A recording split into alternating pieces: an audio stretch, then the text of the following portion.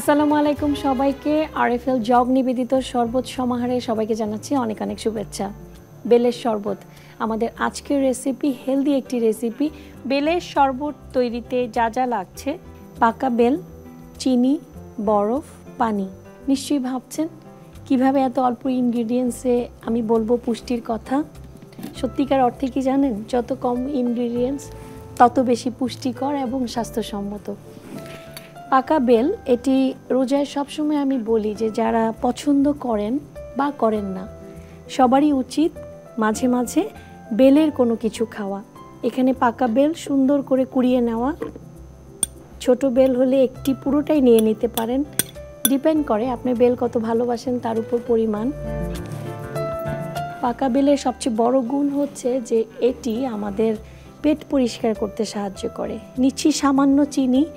চিনির বিষয়ে একটু বলবো, সেটি হচ্ছে অনেকেরই ধারণা চিনি আসলে খাওয়া ঠিক না, আমরা সবসময় চিনি খেতে না করি, এটা সত্যি। কিন্তু এই রোজায় এনার্জেটিক থাকতে হলে যারা হেলদি পারসন তাদেরকে কিন্তু 2 গ্রাম পর্যন্ত চিনি আমরা রেকমেন্ড করি। সেই ক্ষেত্রে ব্রাউন সুগারও আপনারা কিন্তু নিতে পারেন। এবার দিয়ে দিচ্ছি পানি। বেলের শরবতটা ম্যানুয়ালি করা গেলেও ব্লেন্ডারে করলে সুবিধা হয়, যেটা কনসিস্টেন্সি অর্থাৎ যে মিহি ভাব একটা চলে আসে জুসের, সেটি খুব ভালো পাওয়া যায়। পাকা বেলের শরবতে সুবিধা হচ্ছে এটি হজম হয় খুব দ্রুত, যার জন্য যাদের পেটে সমস্যা তারা কিন্তু এটি খেতে পারেন, যাদের অ্যাসিডিটি প্রবলেম রয়েছে।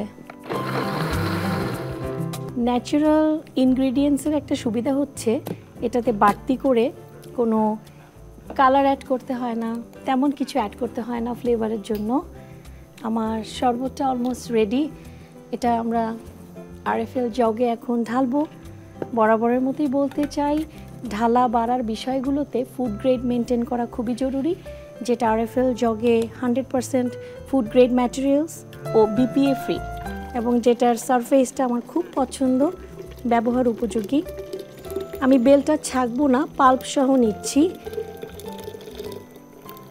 চিনিটা ব্লেন্ডারে দাওয়াতে খুব বেশিও লাগবে না, প্লাস এটার মধ্যে খুব বেশি যাবেও না। তবে অনেকে কিন্তু সুগার সিরাপ ইউজ করেন এই রোজায়, যারা শরবত খেতে পছন্দ করেন। এবার আসেন বরফ কুচির কথা। কেন আমি এটাতে মিশালাম না? বরফের একটা ব্যাপার হচ্ছে, বরফ গলে পানি বের হয়, এটার যে টেস্ট সেটা অনেক সময় পানসে হয়ে যাবে। তাই যখন সার্ভ করবেন তার আগ দিয়ে গ্লাসে বরফটা নিয়ে নেবেন। তাতে দুটো জিনিস: পানিটা বের হবে না, আপনার পানসে লাগবে না, এবং ঠান্ডা ঠান্ডা ভাবটা থেকে যাবে। তবে একটু বলতে চাই, যাদের ঠান্ডা কাশির প্রবলেম আছে তারা বরফের পাটটা বাদ দিয়ে দিবেন। এত সুন্দর বেলের শরবত বরফ গলে যাওয়ার আগেই সুন্দর করে একটু সাজিয়ে নেই। দিচ্ছি নীল রঙের একটি ছাতা। আসলে এই ডেকোরেশনগুলোর ক্ষেত্রে কালার চয়েস করবেন সুন্দর মতো, কেননা আমি কমলার সাথে সাজিয়েছি ব্লু দিয়ে।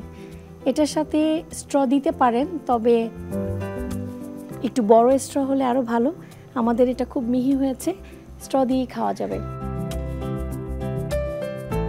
বেলের শরবত সবাই একবার হলেও ট্রাই করবেন, এই প্রত্যাশা করছি। আরএফএল জগ নিবেদিত শরবত সমাহার থেকে আজ বিদায় নিচ্ছি। দেখা হবে আবারও নতুন পর্বে নতুন একটি রেসিপি নিয়ে। আল্লাহ হাফেজ।